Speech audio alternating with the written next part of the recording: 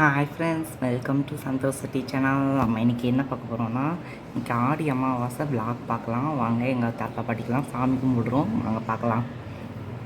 Hi friends, இன்றைக்கி ஆடி அமாவாசைங்கிறதுனால first நம்ம முன்னோர்களுக்கு மாவிளக்கு ஏற்றணும்ல.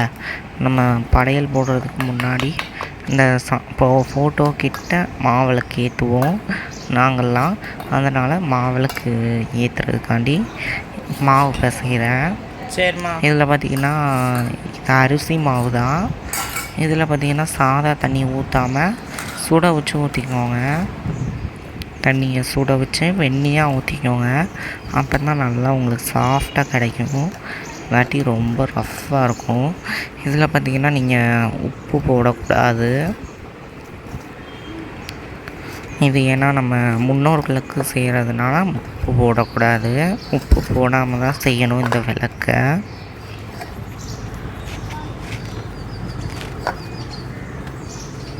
இப்போ இதை நல்லா பிசைஞ்சுக்கிட்டலாம். உங்களுக்கு இந்த மாவிளக்கு செய்ய தெரியாதுன்னா ஒன்றும் இல்லை, நான் எப்படி செய்கிறேன்னு பாருங்கள். எனக்கும் தான் செய்ய தெரியாது, இதுதான் ஃபஸ்ட் டைம். நானும் இப்போ தான் முறையாக மாவிளக்கு செய்கிறேன். எனக்கே நல்லா தான் வந்திருக்கு. உங்களுக்கு ஏன் நல்லா வராது?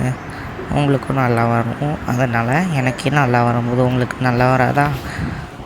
அதனால் இந்த வீடியோவை பார்த்துட்டு நீங்களும் போய் செஞ்சு பாருங்கள். அடுத்த அமாவாசைக்கு நீங்களும் உங்கள் முன்னோர்களுக்கெல்லாம் இந்த மாதிரி மாவிளக்கு ஏற்றி சாப்பாடு போடுங்க.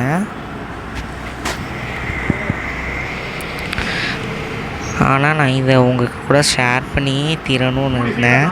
நாங்கள் பார்த்திங்கன்னா சாப்பாடு வச்சுருந்தோம். எங்கள் தாத்தா பாட்டிக்கு முன்னாடி சாப்பாடு வச்சுருக்கும் போது சாப்பாடு வச்ச உடனே இது பூஜை பண்ணி முடித்த உடனே காக்கா கத்திக்கிட்டே இருந்தது.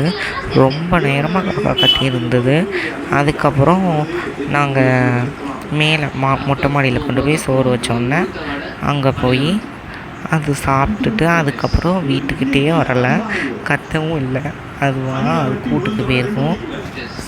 உடனே நானும் நினச்சேன் நம்ம தாத்தா பாட்டி வந்து சாப்பிட்டுட்டு போயிருக்காங்க அப்படின்னு நினச்சிட்டு நம்மளுக்கும் கொஞ்சம் சந்தோஷமாக இருக்கும்ல. நீங்களே சொல்லுங்கள், உங்கள் வீட்டில் இந்த மாதிரி காக்கா வந்து இந்த மாதிரிலாம் பண்ணியிருக்கான் அப்படின்னு கமெண்ட் பாக்ஸில் கமெண்ட் பண்ணுங்கள். எங்கள் வீட்டில் காக்கா இந்த மாதிரிலாம் வந்திருக்கு, எங்கள் தாத்தா பாட்டி மாதிரி இருந்தது எங்களுக்கு அது பார்க்க அப்படின்னா உங்களுக்கு ரெட் கார்ட் கமெண்ட் பண்ணுங்கள். இல்லை எங்களுக்கு அப்படிலாம் கிடையாது, அது ஒரு சாதாரண உயிரினம் தான் அப்படின்னா நீங்கள் பிளாக் கார்ட் கமெண்ட் பண்ணுங்கள். எத்தனை பேர் இது காக்காவை முன்னோர்னு நினைக்கிங்கன்னு பார்ப்போம்.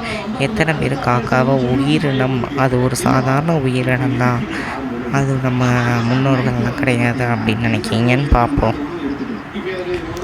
அதுக்குன்ட்டு உங்களோட ஒப்பீனியன்ட்ட கமெண்ட் பண்ணுங்கள் ஃபஸ்ட்டு. அப்போ தான் எனக்கும் தெரியும்.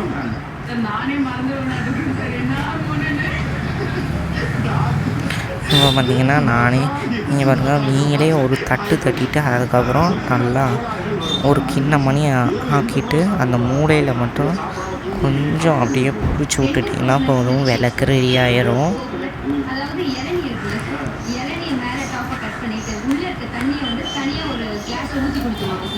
நல்லா ரெடி ஆகிட்டு பார்த்திங்களா. இப்போ எங்கள் அம்மா என்ன சமைச்சிருக்காங்கன்னு போய் பார்த்துட்டு வந்துடலாம். பாயாசம் இருக்குது.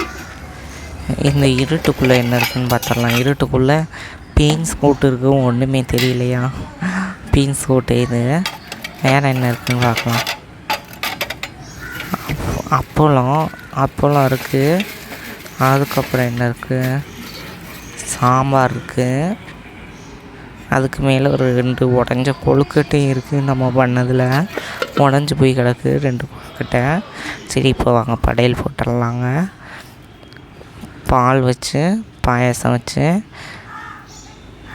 3 மாவிளக்கு ஏற்றி எங்கள் அப்பாவோட அப்பா 2 பேர் இறந்துட்டாங்க. எங்கள் அம்மாவோட அம்மா இறந்துருக்கு.